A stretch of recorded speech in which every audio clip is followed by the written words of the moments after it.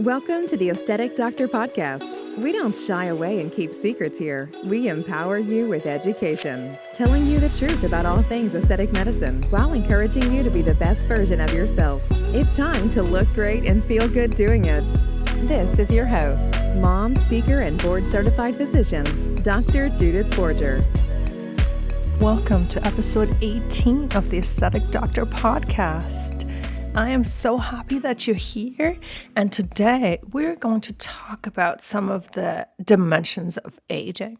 I feel like I have this conversation a lot in my office, so I wanted to have it here on the podcast. What are some of the ways that aging happens within our skin? And maybe what are some of the ways to reduce it and really allow you to see more why there's no one size fits all treatment. So you might come into my office for Botox, but Botox can't fix everything.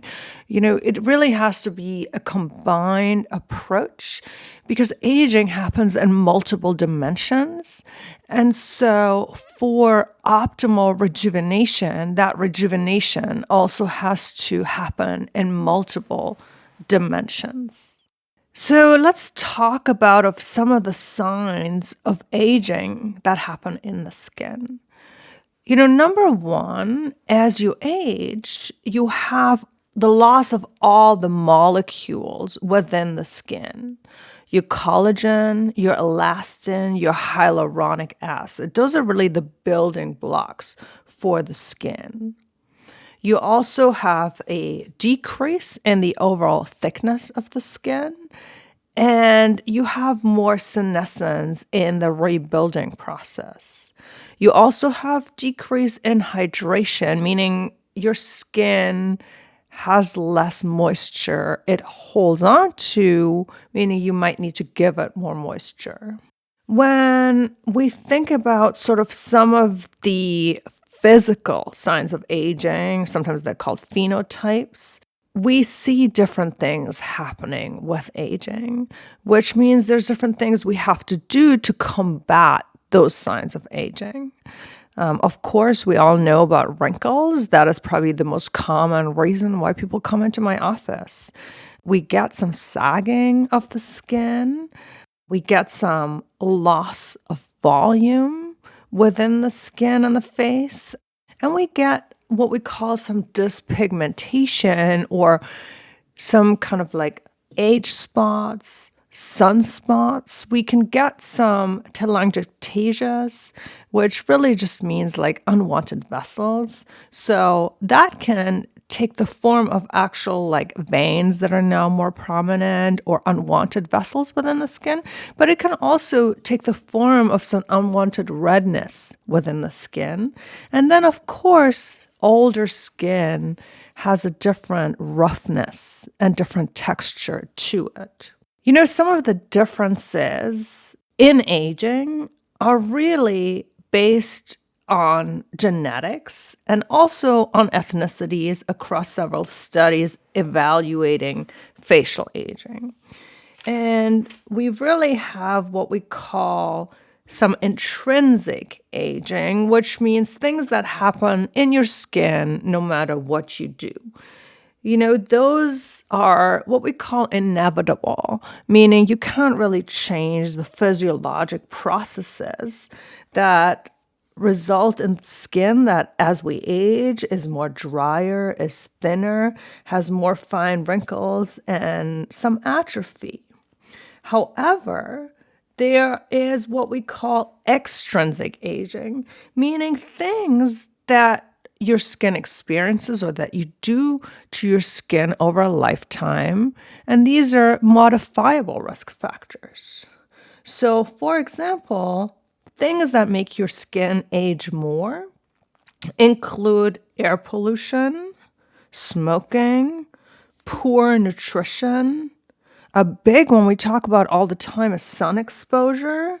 And those things can really result in coarse wrinkles, loss of elasticity, more laxity, and a more textured appearance.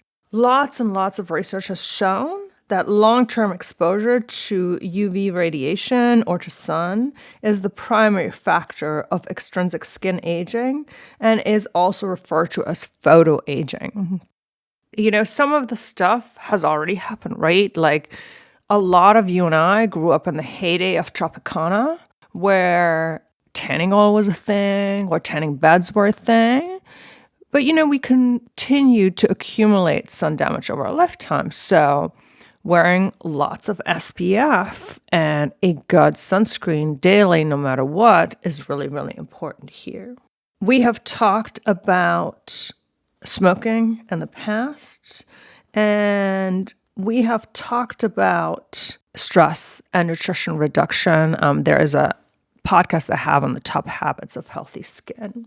When we talk about molecular mechanisms in skin aging, there's also oxidative stress, DNA damage, telomere shortening, advanced glycylation, genetic mutations, and inflammation that all contribute to aging. I don't want to get too technical because already saying these 6 words in sequence probably made some of you go, blah, blah, blah. I don't know what she's talking about.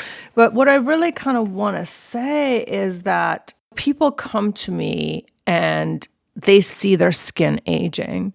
Very rarely is it that they only have one issue. So they look at their face and they might be like, oh, I'm looking old today. And then I ask them, tell me what you mean by that. Of course, it's easy if they say, well, the only thing that bothers me is these sunspots and nothing else bothers me. Then I can say, oh, look, I have one of the best IPLs on the market. I'm an expert in IPLs. Let's do an IPL to eradicate that sun damage. Boom, problem solved. However, because more than one process happens in aging, a lot of times you might need more than one treatment to address all the things that you want addressed. And that's why it's a journey, right? That's why we work on what bothers you the most. Sometimes there is a logical stepwise progression. It's kind of like, if you were to build a house, you would do the drywall before you would paint, even though you only see the paint. So it's that same thing. If we're going to do a deep radio frequency treatment, I'll probably do your filler after, and so on and so forth. But sometimes it is also really a matter of deciding, based on your budget, your downtime, and what bothers you the most, what are we going to do first? Most people that you see that have beautiful, beautiful skin and that are really being honest, they do more than one thing for their skin, right?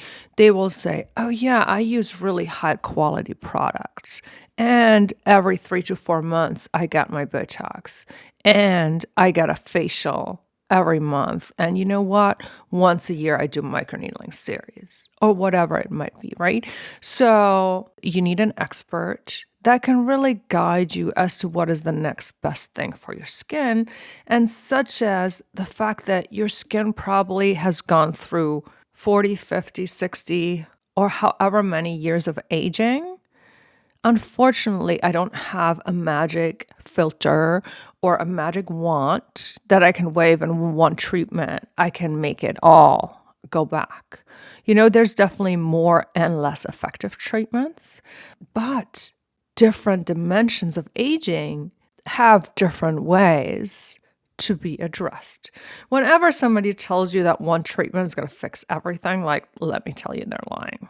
Bottom line, yes, certain treatments might do more than one thing, but let's say for sagging, you probably need some sort of skin tightening treatment, whether that is a radiofrequency treatment, a radiofrequency microneedling, a ablative laser, maybe even a facelift, who knows?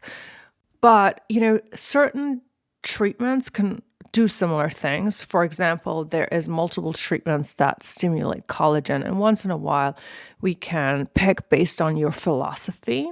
That being said, aging itself is a very complex process. I'm trying to not bore you with the scientific details on telomeres and proteins and glycosylation and all that stuff, but know that when we read the literature and when people study aging, when people study solutions for aging, there are processes that happen inside every single cell of your body that sort of contribute to the inevitable process of aging.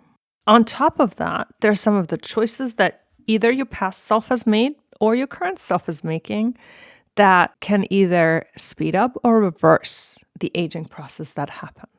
It sort of feels like a bummer for me to say this, but aging is inevitable. Time passes, we get older, and really my philosophy is that at every stage of life, you can still be the best version of yourself. You can be the most confident version of yourself. You can be glorious, you can be magnificent, you can shine. Let me help you do that. There is, in a way, a joy in aging. And there's this whole thing about aging gracefully. And to me, that really has to do with embracing yourself at whatever step of the process that you're at. Loving yourself, having your own back, giving yourself that best self-talk versus beating yourself down. And, also forgiving yourself for the things yourself did in your younger years. Was Jude at 18 and 20 smart to go on a tanning bed? No, but it was the age of tanning beds. Did she know that tanning oil was going to be not so good? Of course she didn't know. She was young. The world at the time was telling her that tanning is beautiful. She grew up in an era where Tropicana was the thing, and she grew up with a tanning bed in her house. No need to beat myself up. But here I am, 42 and empowered, and I can say, hey, look, I'm going to be the best version of myself. And I'm going to embrace some of the experience that life has given me. I'm going to embrace the fact that I get to be at this more wiser mom, doctor, whatever version of myself. So aging is complex. Your life is complex. You get to be uniquely you, and you get to be an expression of you at every stage of your life. My job is to make you the most confident self, to celebrate you, yes, to help guide you towards maybe reversing some of that damage that's happened, to maybe erase some of the things that we don't want to see if possible, but with the goal that you show up as your most glorious, authentic self. Aging happens. Aging is multifactorial. I think we should all make the best choices that we can for today and for our future selves. But most of all, we are blessed with the time that we spent on earth, and we should love ourselves. Thank you for listening to the Aesthetic Doctor podcast with Dr. Judith Borger. We'd love to connect with you outside of the show. Follow Dr. Borger on Instagram at Dr. Borger, and find more online and ways to work with Dr. Borger at www.theaestheticdoctor.com. Until next time, be well.